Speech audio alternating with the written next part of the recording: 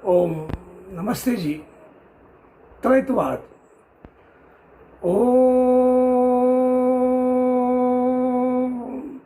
द्वासुपर्णा सयुजा सखाया समानं वृक्ष परिस्वजाते तयोर अन्न पीपल स्वादु अति अशनन अन्नो अभिचाकशति।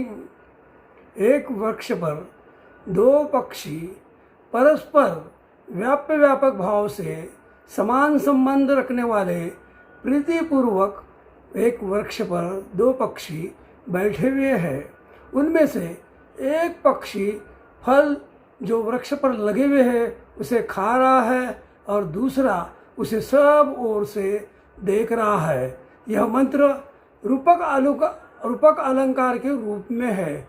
रूपक में बताया गया है कि जो देख रहा है पक्षी, जो नहीं खा रहा है, न खाते हुए जो सब ओर से अवलोकन कर रहा है, देख रहा है, उसे परमात्मा कहा गया है। और जो फल का भोग कर रहा है उसे जीवात्मा यानी कि समस्त आत्माएं जो शरीर धारण कर फल का भोग प्राप्त करते हैं। तो यहाँ पर और जो वृक्ष है वो प्रकृति है, यानी कि यहाँ तीन अनादि तत्व है। कौन से तीन अनादि तत्व? परमपिता परमात्मा, दूसरा जीवात्मा, तीसरा प्रकृति। ये तीन अनादि तत्व है। इन तीनों अनादि तत्वों को, त्रैतवाद को वेद मान्यता देता है।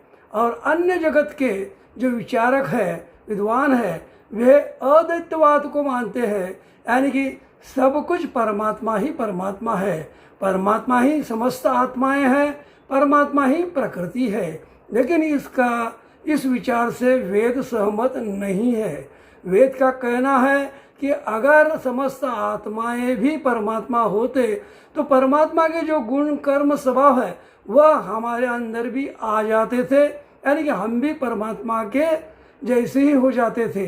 लेकिन वैसा हुआ नहीं है, क्योंकि सब मनुष्य प्राणी या पशु पक्षी जीव जंतु है वो सुख और दुख दोनों भोग रहे हैं। इससे ये पता चलता है कि यह जीवात्मा भी अनादि तत्व है।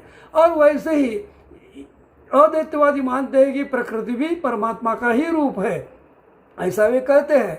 लेकिन प्रकृति तो जड़ है और परमात्मा चेतन है, चेतन का पुंज है। लेकिन खुशी की बात यह है कि वह परमात्मा इस प्रकृति के अंदर और समस्त जीवात्माओं के अंदर भी ओतप्रोत है।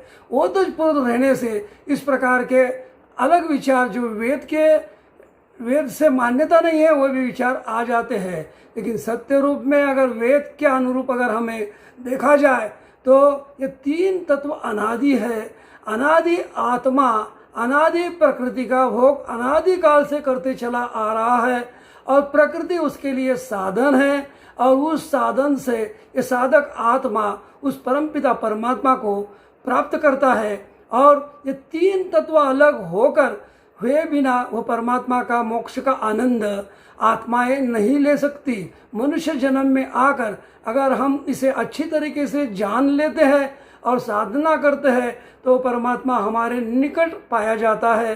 वो परमात्मा के गुण कर्म स्वभाव से जब हम अपने गुण कर्म स्वभाव को बनाते हैं तब निमित्त कारण से हमें परमात्मा की प्राप्ति हो जाती है। ओम शम।